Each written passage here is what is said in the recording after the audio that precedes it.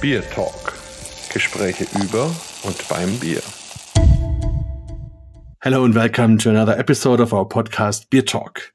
Today, we have an interesting journey. We go to the United States, more or less in the center of the United States. We go to Colorado and we meet Mike Myers. He's a maltster, brewer. So we will see many things, farmer maybe also. So we met in Bamberg and we decided to keep in touch. And now we are recording this podcast and I'm looking very much forward to it. But maybe Mike, introduce yourself a little bit to the listeners. Sure.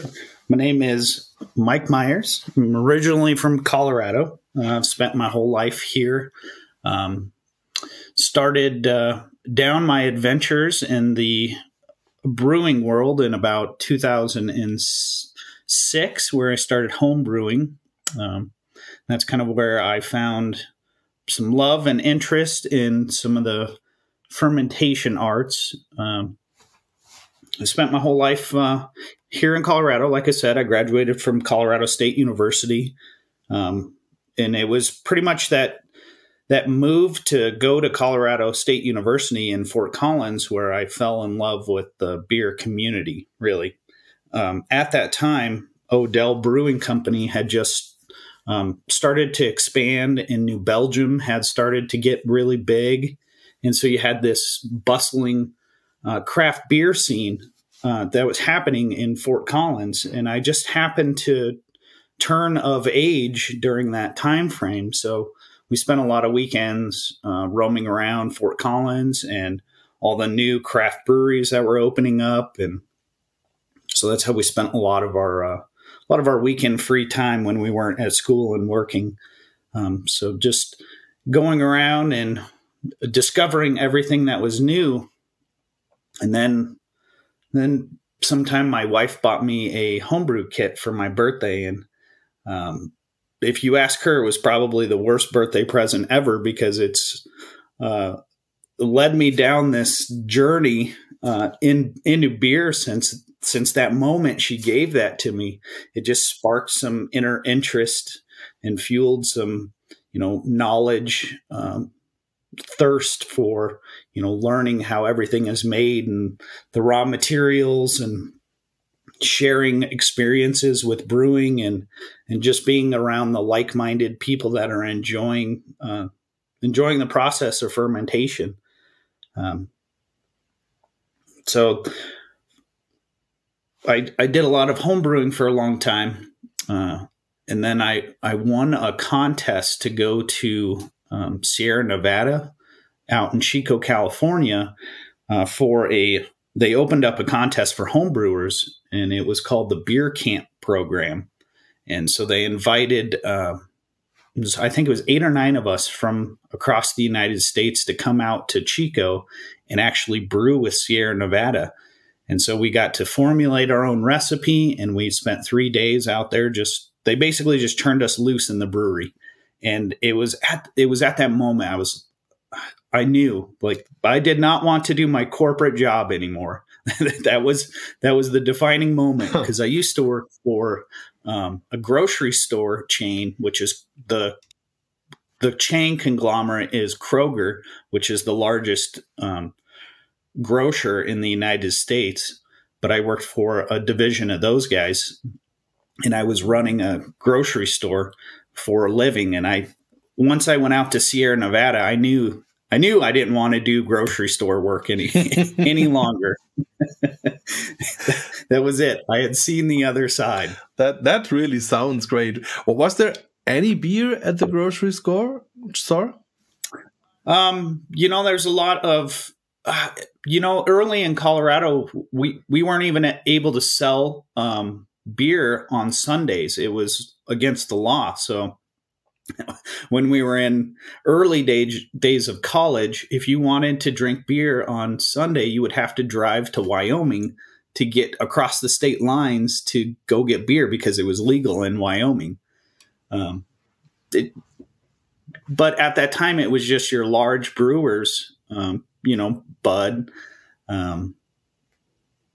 those guys, the big guys in the grocery stores, there wasn't anything what it is now. Now it's a pretty fierce competition inside of that retail market, which they actually just legalized selling wine in grocery stores. It started on the 1st, so it's only been going for about 6 or 7 days here in Colorado. Wow. So there is still some sort of prohibition laws active at the moment? Yeah, I wouldn't call them so much prohibition. They're just controlling where you can buy it, because you can buy beer, wine, and liquor in liquor stores. And now they're slowly expanding that offering to the grocery stores. So it's a term of offer and where you can get it. And Yes. are you allowed to walk out with a beer in your hand, or is that also forbidden? You are not, by law, supposed to be drinking in public. But you can do. Yes, closed cans are just fine, which was my favorite thing about being in Germany, especially Munich, and walking on the streets and eating and drinking and enjoying the outdoor in the square. That was like one of my favorite things about visiting Munich. So is it also forbidden to drink outside in something like a beer garden if it's a restaurant or something like that? Not forbidden. I mean, they have those, but you cannot leave the grounds with open containers. So you have to consume everything inside of that, the logistical area. That's very interesting. Maybe that's a point where we can go into your earlier days. So when you grew up in Colorado with more restrictive laws and things, how do you get in contact with alcohol, and what do you remember your first beer? My dad, when I was a kid, he used to drink Michelobes, and they had this really interesting hourglass bottle. And I definitely was too young to be consuming, but he would give me sips of it every once in a while. And that was, I guess, my first intro into, beer in general, was just seeing the hourglass bottles. I just see them vividly in my mind from my childhood. But it wasn't until I think high school, secondary school, where, your friends are out in the prairies drinking beer. That was probably my first introduction into it. And it was always whatever was cheap and whatever didn't taste very good. I would say my palate is quite refined since then. Okay.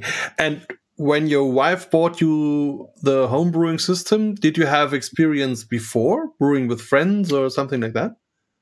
No, not at all. As part of my grocery store journey through work, I used to manage the bakery department. So we had a lot of pastries that we were making, a lot of breads that we were making, and there's some art form to making loaves of bread and those pastries and making them beautiful. And I've always just enjoyed that process. And there was actually a kid that used to work for me, and he had brewed a little bit of beer, and he brought some in for me one day, and he said, "I bet you would really like this." And then I told my wife about it. She's bought it for me for my birthday. But just always the presentation piece of creating foods, and that you're always eating and drinking with your eyes first. And so being able to present something beautiful, even if it's pastries, I've always just enjoyed that process. Yeah, and of course, if it's made by yourself, then it's even much more interesting, much more.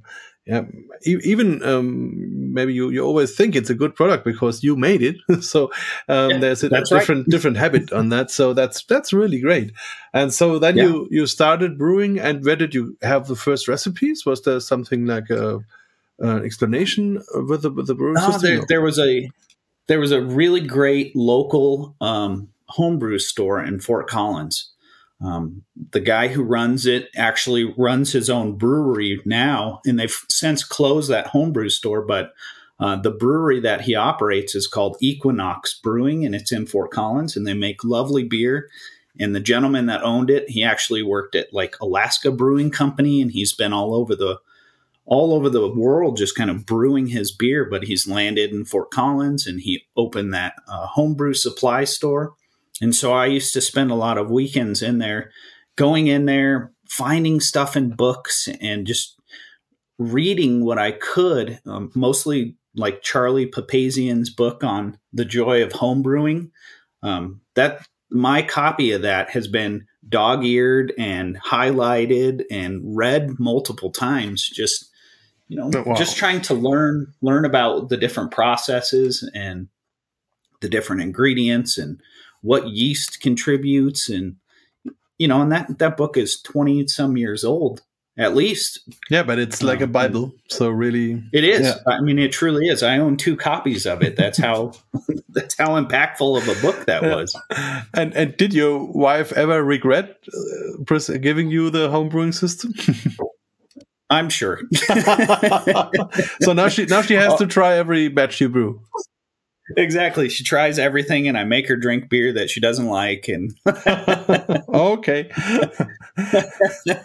Although I get to take her on lots of adventures through beer, so it has always both sides. So it's very and then you have been to the beer camp at Sierra Nevada, and how did you then make your way to Root Shoot Malting? How did that go? Well, it was probably about that time after visiting the beer camp at Sierra Nevada, I started looking around at finding a new career in beer. And so I spent a lot of time trying to get a job as a brewer or in a brewery, and trying to leave my then corporate job at the grocery store. And I could just not ever land inside of a brewery. And it was because I never had any practical experience. And so I was always passed over. And so, during this time frame, I had pretty much honed my skills as a home brewer to the point where I was winning a lot of homebrew competition medals. I was picked for the Great American Beer Fest for the Pro-Am. I think I've had about 6 selections to have my beer on tap in the Pro-Am section at the Great American Beer Fest, up for a Beer Fest medal. So I've honed my skills over those years to be able to produce world-class beer in my basement. So, I mean, I had all this really interesting, just thirst for knowledge on how to make it, how to process it, what steps I needed to take, my equipment. I just had all those things in place, but what I didn't have was any practical experience inside of operating a brewery. So I was never granted an opportunity to do that inside of a working brewery. I did a lot of collaboration brews as a home brewer, and then once Todd was getting going, they were starting to build Root Shoot, and I've known Todd for almost 30 years of my life, and so he was reaching out to me to connect him as soon as they were starting to get going. And so I was using my homebrewing resources to connect the malting company with the brewers that I knew. And so that's kind of where the relationship began. So from their very first batch, I was just a cheerleader for what they were doing. And I just continued being that cheerleader because I fell in love with what they were doing and what they were building and the idea of what was going on at Root Shoot. And so I just helped them along. I would go to beer events. I would wear their T-shirt. I would pass out cards. Just as an unpaid person that just wanted to see them succeed. And so finally, Todd got the malting company up and running, and it took a couple years. And they needed some help operating their facility and day-to-day operations. And so I got into talks with him about what it would take to get me out of my corporate job and what I needed from them. And we finally came to an agreement. And that was when I pulled the trigger and I left my corporate job to come take this giant leap of faith to come run this malting company, this craft malting company that had just started. So, and I just had my 5-year anniversary with Root Shoot just the other day. So I've been running the malting operations in the malting facility for Root Shoot for 5 years now. Wow, that's a big story. And is it easy to go from home brewing, even if it's in a very good and high skilled shape, into malting? Because it's a little bit different, or isn't it? Did you get what's easy? It's a whole different world, But when I first joined Root Shoot, I thought I knew something about malt, and it turns out I really didn't know shit. But I continued to read and consume anything I could on malting and just learn and watch videos. And then I went to the University of Montana for their they had a week-long course on the production of craft malting. And then I went to North Dakota State University and attended their barley to beer program. So I have some, over the years, I've been able to gather some educational background to accompany just my operational, firsthand experience running the malting facility. But I would say that, anything with like creating something that's very consistent, there's a lot of process driven things. And so coming from the grocery store, which is a very process driven operation, I was able to translate all those things that we did in the grocery store into running this malting facility. So truly repetition and, understanding the processes and what changing certain parameters changes the final product. I've just translated all that knowledge from the grocery store into running that malting operation with extreme consistency. And that has helped us grow as a company because we're producing a very consistent end product. Yeah. And just to round it up a little bit for the listeners, Root Shoot Malting is a farm and a malting, so both. And so that's also a very important part. So you grow your own grains and then you mold them. So I think it's quite unique, or they were one of the first ones to use such micro malting systems. So did they have a farm before, or did they start the whole thing in 2016? Sure. Let me just back up a little bit. So the Olander family has been farming in northern Colorado for 5 generations. So during those 5 generations, they farmed a lot of different things, and we've had a lot of land. Over those 5 generations, we've lost some of the land, and we've pretty much reduced what we're growing. So we've grown things as popcorn. We grew hemp one year. We grow barley. We grow wheat, alfalfa, oats, rye. I mean, we have quite a few different things that we're growing. And corn. We grow a lot of corn, silage corn, and distilling corn. So the generation of the company is that Todd and his dad went to a tour at New Belgium Brewing Company. This was a long time ago. And they were asking the brewers where they got their barley from. And the brewers told them that they were bringing it in from Europe. And that didn't quite connect because they were growing barley 15 minutes away from New Belgium. So why would New Belgium purchase malting barley from halfway across the world when it's growing high quality barley right down the street from them? Yes. So that's where the genesis of Root Shoot came along. And so we've basically transitioned our farm out of like commodity farming into very small grain specific to our malt house.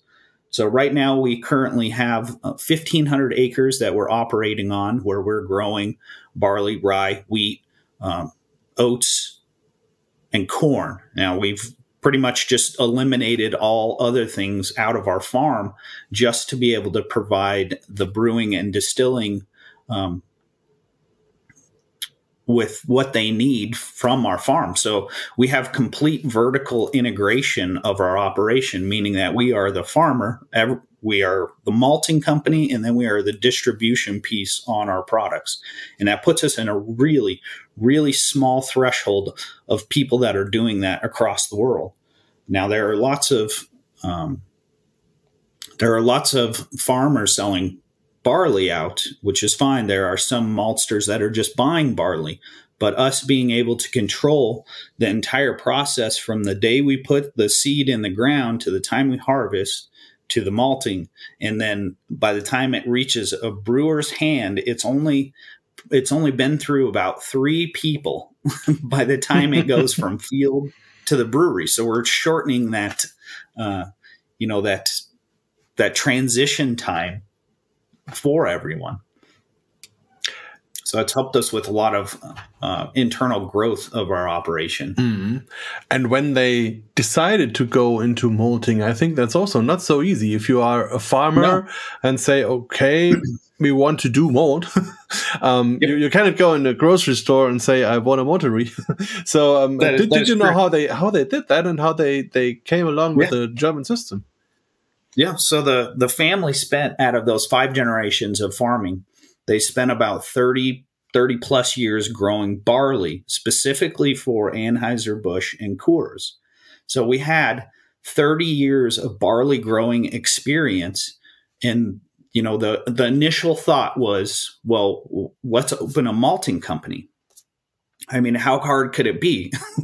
Turns out it was really hard. But I mean, we had 30 plus years of growing barley, high quality barley experience. And so Todd started looking around at malting equipment, and there's a lot of different ways that you can do malting. You can do floor malting. It's just endless the way that you can do it. And I just got done reading, I forget his name, Lars. He just wrote a book on his beers in maybe Norway. No. Anyways, he was talking about the malting process on these farms, and they just used to throw barley in a burlap sack and then throw it into the creek, and then they would pull it out about 3 days later and then let it sprout in their barns. So I mean, like, malting is not it doesn't have to be super complex. No. It's a very simple process. But anyways, when we started looking around, we started talking to the different breweries in the area, and all of them said that they would be interested in buying malted barley if it was grown and processed locally. But the one thing that they told us was that it had to be consistent. And that kind of resonated, that they're looking to produce very consistent beer. So they need their raw materials to also be very consistent. So that just resonated when we started looking for malting equipment. And that led us down the road to purchase Casper Schultz malting system. And because it gave us the absolute most control over every single process, all the airflow, the temperatures, we just were able to control everything using their system. And so farmers with no experience in malting, we relied on that Casper Schultz system to pretty much guide us on how to produce high quality, consistent malt. And that worked. And it has worked very well for us. So we originally purchased just a 10-ton malting drum in the steep tank. And right now we're operating on 3 10-ton malting drums. But originally we just purchased the one, and then we operated on that for a few years until we pretty much ran into capacity issues. And then we purchased a second one, installed it, ran it for a couple of years, and then we purchased a third one. And then we've been operating on it for about a year now. Wow. And you just have been to Bamberg and visited Kaspar Schulz factory and some of the breweries here. So how was the visit? How did you enjoy Bamberg and the local sites here?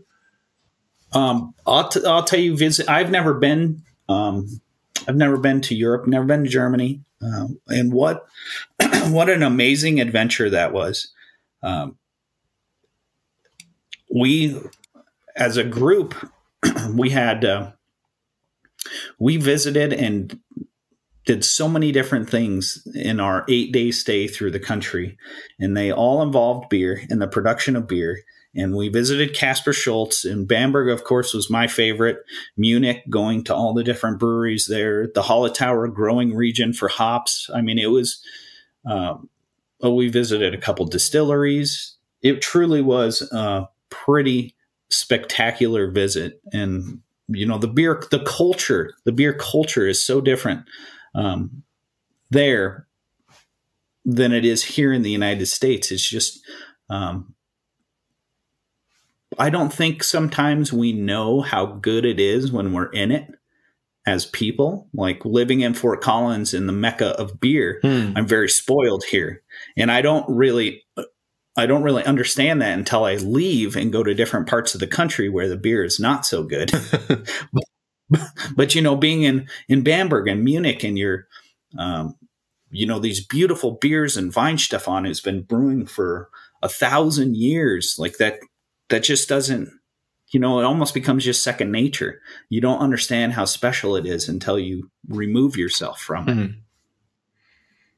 So what would you say was the most spectacular thing for you yourself? The time we spent at Shankla was pretty amazing. We got to go into the beer caves, and we got to spend time with the brewer, and he showed us his smoked malt system, and drinking the beer straight out of the fermenter, and then eating dinner at their location. The city is so beautiful. The cobblestone streets. I mean, just all these intricate things that play into it. But spending the time, I think I spent 3 nights. I ended at the Shankla Brewery when we were in Bamberg, just because I couldn't get enough of it. And then when we flew back to the United States, I went to the liquor store and then got some of their Rausch beer and drank it the next day. I just couldn't get enough. Right. So you brought some ideas to the States, to Root Shoot Maltings, like making smoked malt or like growing hops or some of these ideas? Yeah. I mean, we got to spend a lot of time talking to a lot of different brewers and what they were looking for. And we're also looking to expand our operation to produce some smoke malts, which, we talk about quite often on how to diversify our offerings. And we want to make a very unique experience for the brewers using our malt. So what more unique of an experience to have if you can come smoke malts at the malting company and then take that smoke malt to the brewery, make the smoke beer. And, it's just this very intricate process, and, inviting the breweries in to come actually participate in that. It just gives this level of ownership into that process to where, like we talked earlier about being able to make something and then present it and how wonderful it is. Yeah, that really sounds great. And especially if you maybe find a way to do it more in the original way. So, because if you buy normal industrial smoked malt, it's finished malt, which is then put into a smoking chamber. So it's a different way of smoking than you do it in the original way, which Schlenkerle does, where you have the whole process in the smoky surroundings. So it's a very different taste and a very different harmony in the beer. Yep. So if you should be able to make that in the States, I think that would be great. Yeah, I mean, we're always looking to differentiate ourselves a little bit. So, one way is through that smoking process, small batch. We talk about maybe burning whiskey stave barrels. Oh yes. I mean, just your options are endless. Yeah, and you have different woods in the States, so you can really have a lot of interesting experiences. So sounds great. Did you ever consider brewing at Root Shoot Malting, or do you still homebrew? I still homebrew. It's been a little bit now that we've gotten a little bigger of a company. There's definitely less free time to do that. But we do rely on that homebrewing side, and some of the homebrew community and even the homebrew club in our area is I'm heavily involved in it. When we make something new, I always am kicking out some bags to the local brewers that I know that make some high quality beer to get their feedback before we start releasing things. So we're definitely still entrenched in that homebrew side. And I get to, even though I'm not a professional brewer, I get to execute a lot of my ideas of our malt on the professional side by working through a couple of our trusted accounts and having conversations about them on how I think they should make beer with our malt. So it's kind of, I'm not so much homebrewing anymore, but more executing those ideas on the professional scale. So you're consulting your customers, let's say. Yeah, I mean, pretty much. Wow. So we always we change ideas all the time on what direction that we want to go as a company. We have some good ideas, and sometimes we've thought about opening a brewery on site or having some sort of agritourism piece of our business. But I think the truth of the matter is a distilling operation is probably more likely than a brewery. Yeah, it's easier and quicker, and and it the only bad thing about a distillery is you just have to have a large initial investment in it, and that's where it becomes a little tricky. But we did eyeball the Casper Schultz distilling equipment while we were out in Bamberg. Yeah, and it's beautiful also. So it is. It's very beautiful. Yeah, maybe a few words on Root Shoot Malting. If you think on farming and malting, what would you say is the more important part of it?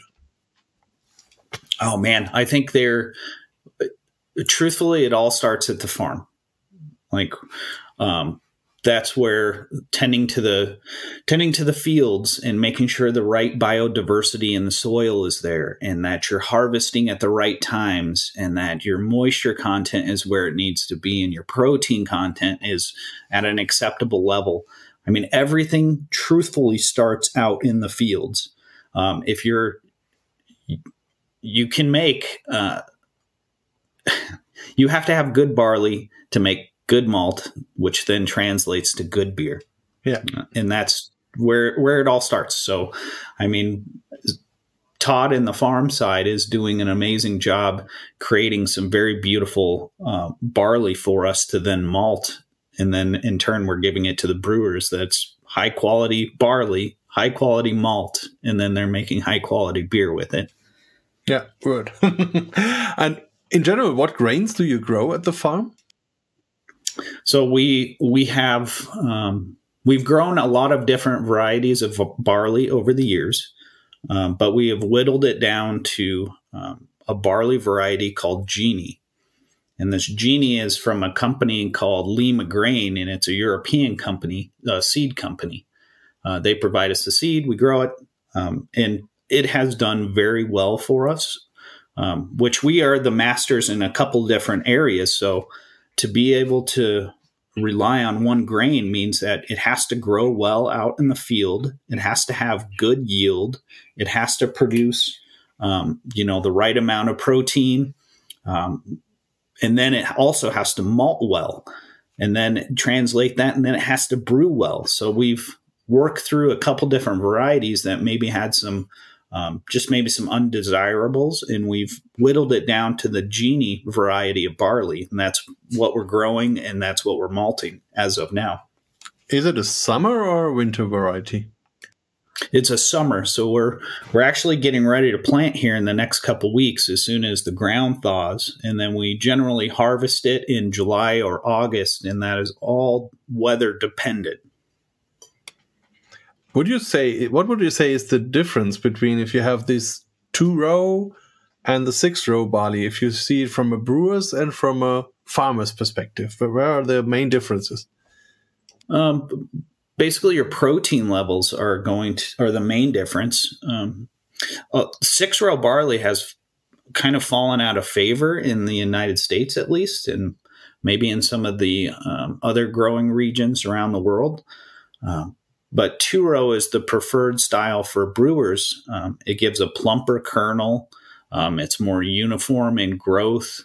You get more extract out of it, a little lower protein. Your 6-row barley is higher in protein, and it's favored for your like cattle feed and some different food processing.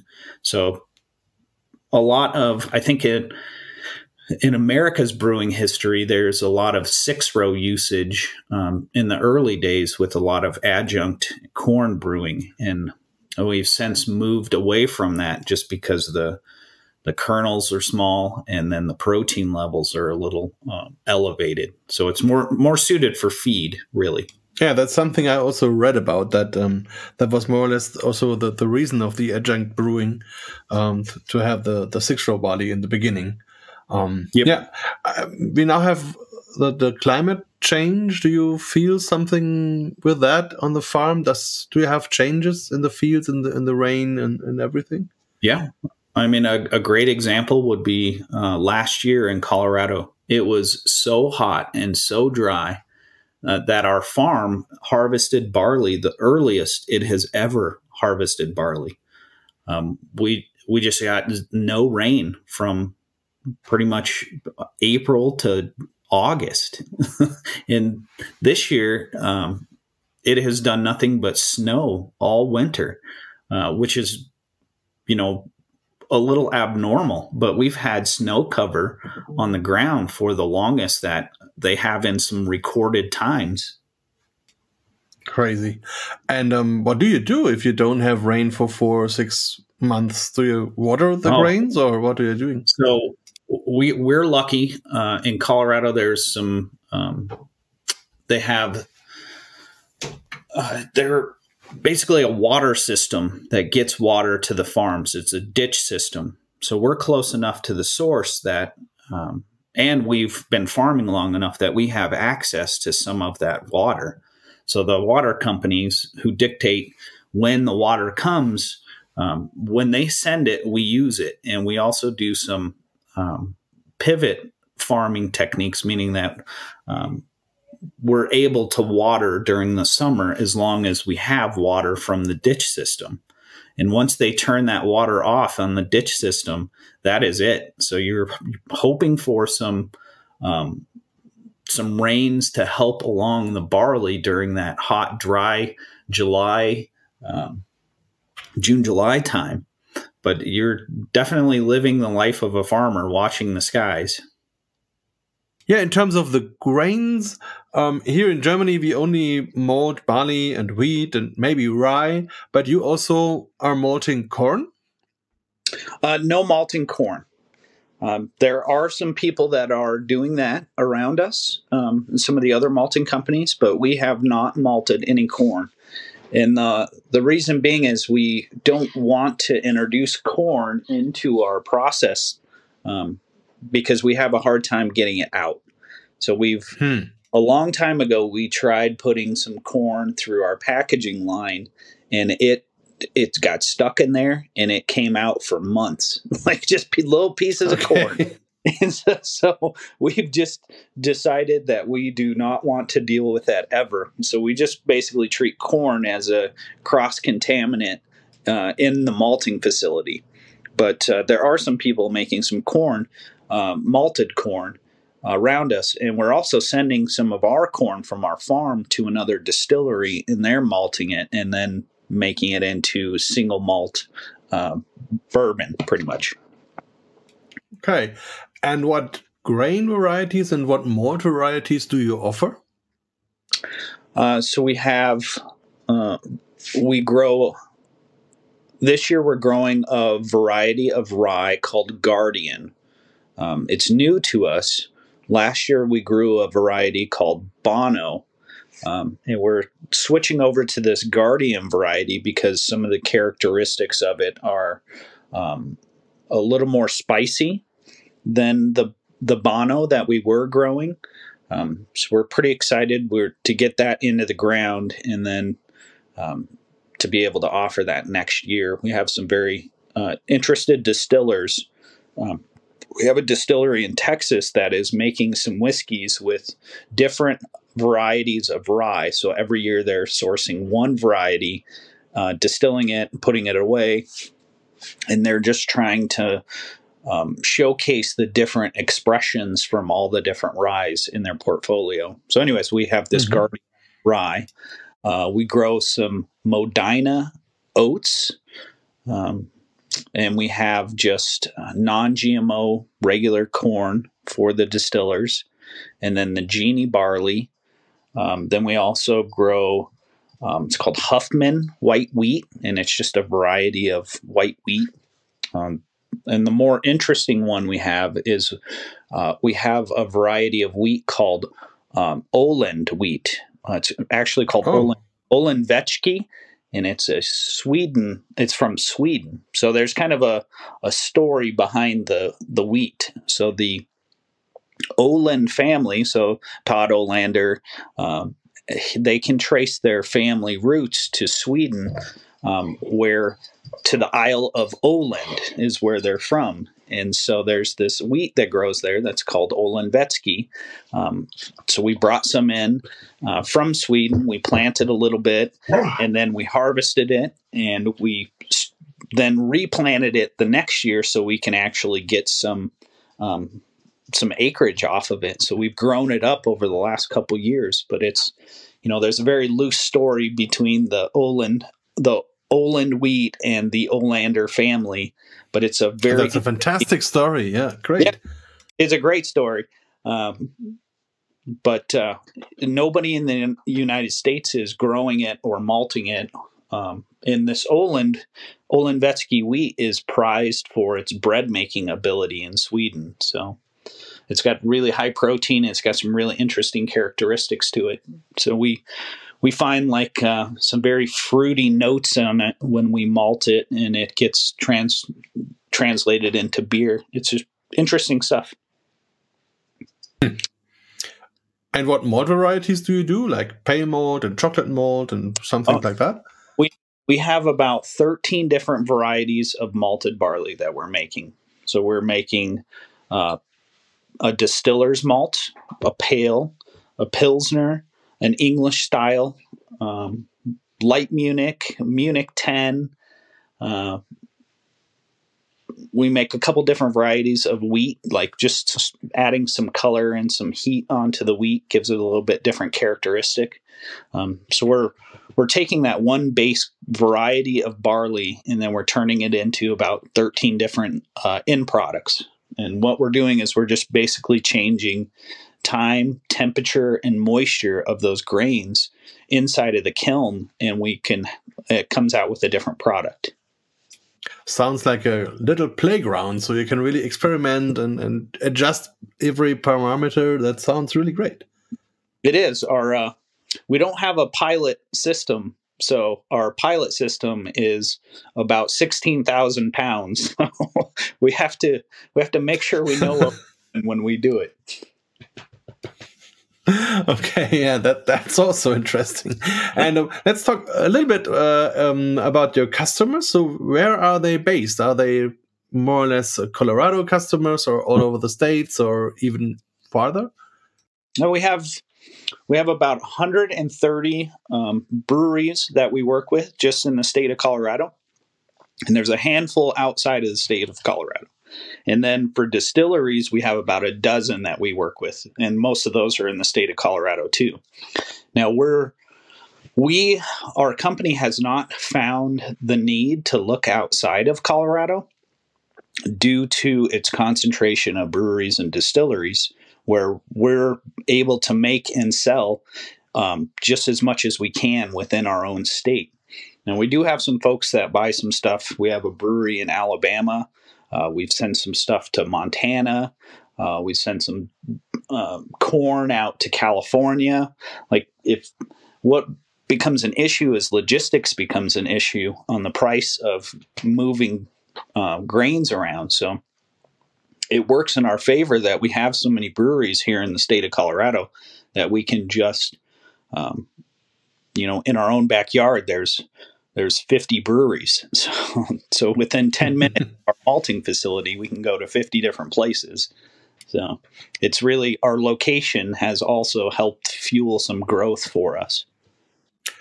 Yeah, that sounds great. And how would you describe the actual beer scene in Colorado? Is it, you say there are a lot of breweries? Is this also mean a lot of different beers and beer ideas and innovations? Or what can we expect if we come to Colorado and try beers? Well, I think that there are so many different breweries, and they're all trying to fill their own niche market. So some breweries are only producing lager beer, and then some breweries are only producing Belgian-style beers or very German-focused breweries. So it just it depends what you're looking for, because you can find any style, and you can find a brewery that's producing those, style-adjacent things that, or very specific smoked beers, or you could throw a rock and hit a brewery. and there's just lots of different ideas, and with a lot of competition, a lot of folks are looking at differentiation. So how do I, when there's one street with 4 breweries on it, what makes me different from the guy right down the street? And so we have a lot of breweries that are looking at their raw materials as their first point of differentiation. Whether they're buying just the mass market commodity grains, or whether they're sourcing from one of the local maltsters to create some difference in their portfolio. So truly, in the city of Denver, it's pretty expansive. If you have a style that you're looking for, that you want to drink, it's not hard to find a brewery making that. Okay, that sounds really, really great. And when we are talking about the cities of Denver and Fort Collins, is there something else in Colorado which is worth visiting? City of Loveland, the city of Greeley. I mean, just the entire Front Range from basically Denver north, and which includes Boulder. There are beautiful breweries in almost every city, where they're not only beautiful breweries, but they're also making very beautiful beer. And you have Anheuser-Busch and Coors. So you have these mega breweries that are producing very consistent, beautiful beer with beautiful facilities. And then Odell, and I mean, it truly is a brewer's playground here in Colorado. Okay, now you made me really thinking of coming as soon as possible. So thanks a lot. That was a great insight into your history and the story of Root Shoot Malting. So thank you for your time, for the information, for the talk, and hope you have a nice day now. And I'm really looking forward that we meet again, maybe in Bamberg, maybe in Colorado. You come here and I'll show you around. Perfect. Sounds great. Thanks. Bye. BierTalk, der Podcast rund ums Bier. Alle Folgen unter www.biertalk.de.